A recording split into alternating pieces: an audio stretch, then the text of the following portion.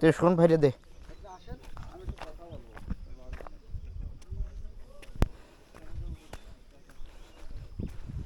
যে কিছুটা ট্রেকিং করছি,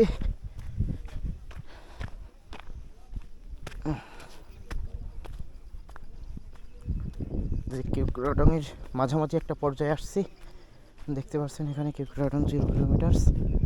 ইয়ার নাও আমাদের বড় ভাইরা আছে আমাদের সাথে।